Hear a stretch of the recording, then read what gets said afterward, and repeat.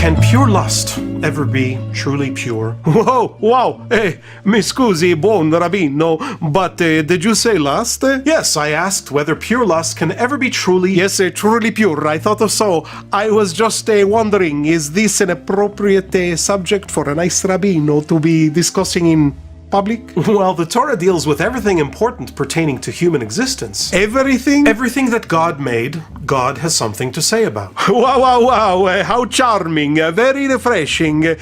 Can you give me an example where God says something about pure... Pure lust. Oh, scusami, this word makes me a little bit blushing when the holy rabbi says it. First of all, I'm not holy, and let's assume that we're all more or less in the same boat, adrift in unholy waters, sailing toward holier seas. Refreshing, Rabbi, very refreshing. You asked for an example. In the book of Exodus, God instructs Moses to build a laver, a basin made of copper, for the Kohanim, the priests, to wash their hands and feet before engaging in the sacred services of the Mishkan. Ah, yes, and this laver was made from the mirrors that the woman donated for the construction of the tabernacle, right? And Bezalel had made the laver from copper and its base from copper, from the mirrors of the women who had produced legions. Ah, la Bibbia Santo. I read one chapter every night before. Now, the need for clean hands and feet in the Mishkan, of course, was not just a matter of good hygiene. La purezza ed un passo alla devozione. Mamma mia, my mama always used to say this. Mamma mia too! Cleanliness is next to godliness. And that's just it.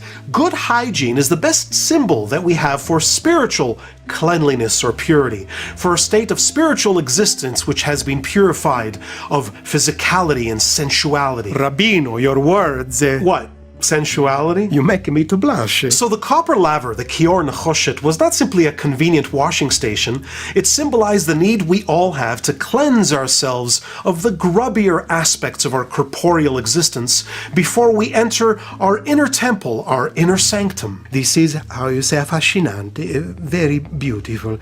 But tell me, good Rabbi, I am perplexed. The laver, you say, symbolized purity. Purification of the spirit. Yes, and yet this laver was made from the mirrors that the woman donated. The very same mirrors that the Jewish women in Egypt used to beautify themselves in order to become more attractive to their husbands. Hey, Rabbino, you are teasing me.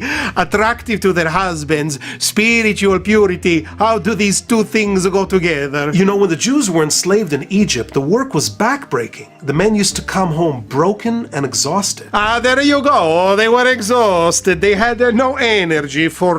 conjugal relations. Rabbino, please. This is exactly the problem. The men were so physically drained by the slave labor that they had little strength and interest in sexual relations, which posed a very serious danger, the danger that the entire Jewish population would die out.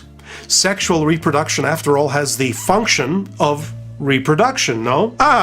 Yes, of course. This is natural. So when the women used the mirrors to beautify themselves, it was for the holy, godly purpose of maintaining the population growth of the Jewish people. The people destined to be God's holy ministers to humanity. And this is why the woman donated the mirrors? Yes, precisely. Those household instruments used to engineer the passion of their husbands were donated for the construction of that appliance used to cleanse and purify the priests in their holy service in the holy sanctuary. Paradosso, paradox. It would be a paradox, yes, if the passion in question were that type of animal lust that we human animals sometimes allow ourselves to indulge in. But lust is always animalistic, no? Forgive me for this word, Reverendo. Everything can be purified of raw animalism. Lust, lust can be pure, not pure lust, I mean pure lust. Oh, boy, you know what I mean, Rabbino. God made everything, body, soul, the material, the spiritual. The body's not some devilish thing. The body, with all its lusts and passions and desires, was made as a precious, priceless vessel to bring holiness into this world.